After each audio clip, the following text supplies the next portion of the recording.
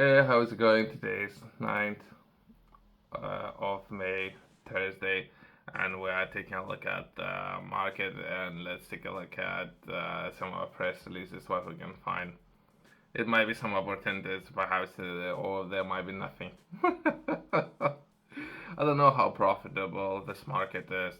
Usually, I don't know. There are people, perhaps there are not enough people in this particular market, but either way, that's the government ensures long-term certainty for food labor needs. Government has set out plans to make UK food supply chain most cutting edge in the world. Let's try to understand. Something that was published today. Let's try to understand what this opportunity is all about.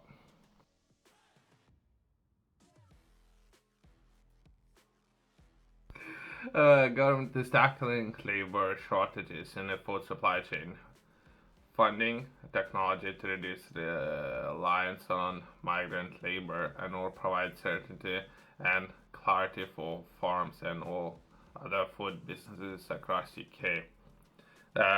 Why there would need to be a person there, right? So if but potentially some of the machinery can do it better.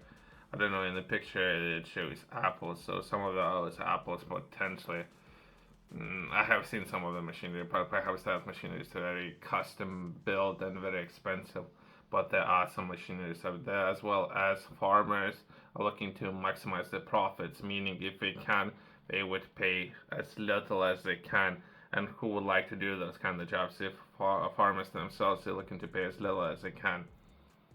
There's always shortages, right? So that would be then we take a look at food supply chain. That would be salads or those kind of the areas where people potentially in shops. Everyone would like to eat better if they can, but it's if you would ask me, some of those produce being imported from other countries, so that's another set of issues.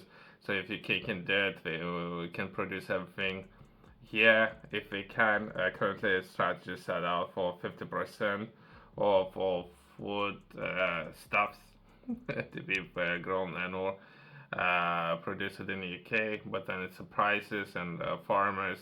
Even something I have taken a look at recently, that would be mushroom farmers, and I was taking a look at the US and how much they are paying and who would like to do those jobs and how fast and training the people will need to undergo. It's about 6 months of training until people would pick up speed up to the standard, but then potentially only then they can pay above average or as little as they can only after 6 months. But if we can, I would highly recommend to take a look at our investing in machinery. So it's something that we're gonna be take a look at within this article. It is to respond to okay, there's the names there. Independent review into labor shortages in food supply chain. The government will implement series of new measures to support the industry. These include extending the seasonal workers visa route for 5 years until 2029. Give business time to plan effectively.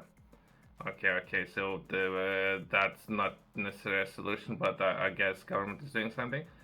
Up to 50 million for the funding to new technology to support full automated bag house and or support follow the brink robotic crop picker on the part with the human pickers in 3 to 5 years. Okay. I see a lot of potential there and investing into perhaps automation technologies, creating comprehensive strategy to enhance skills provision and attract domestic workers.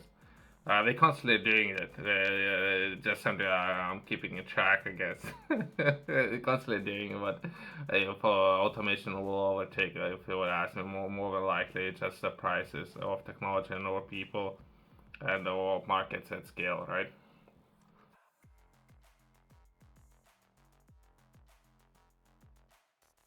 Recognizing the need for farmers and growers to have time to invest in automation and move away from reliance of migrant labor. The seasonal worker visa route has been extended for 5 years from 2025 to because it says 5 years, right? 5 years, so that would be, I don't know, 2025 to 2029 to address. Okay, so it's 4 years, I guess, but either way, addressing the immediate need of 43,000 visas will be available for the horticulture sector in 2025, with another 2,000 visas for poultry. Further details of the number of visas available for 2026 to 2029 will be set out later this year, I guess.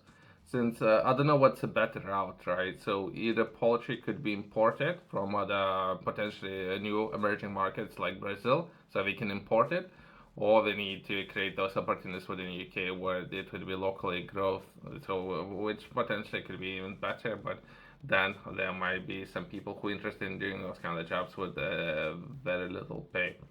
The government has ramped up its support for use of automation in the sector to reduce the reliance of migrant workers while introducing measures to promote British workers into agriculture. Okay. I don't know if I can touch on anything what they just mentioned, but let's progress, I guess.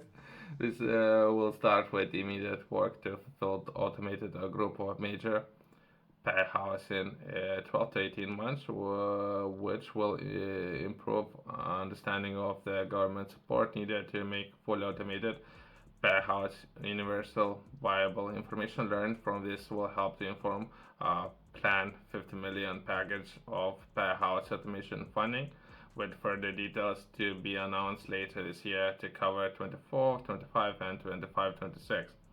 So Sunday I had review some of the financial opportunities, and most of those I was taking a look at that would be you would need to not necessarily limited to those, but most of those I was taking a look at that would be you need to have 50% of capital, and some of the sums for entry level that would be 500,000. And then take a look at those some of those new technologies, right? So potentially established farmers that would limit number of people who would have access to these funds. How many people has annual turnover of that amount, right? Not necessarily a lot of farmers, right? So again, the farms at scale potentially would be more. If you would ask me, I haven't reviewed this document yet, but I had reviewed a lot of documents until this point. So that would be farms at scale, so massive farms, right?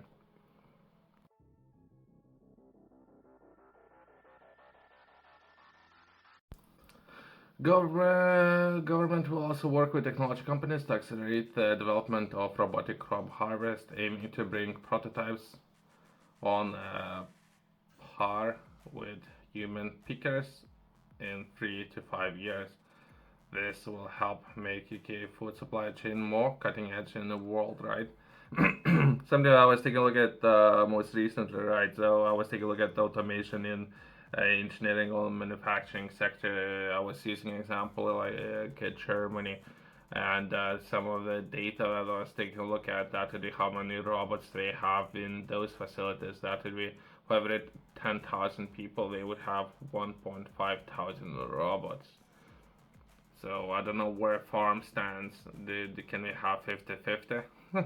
Even that would help, and it would potentially reduce costs with strikes and everything going on across Europe, right? And I don't know if the UK was taking part, but perhaps it's an ongoing issue, right?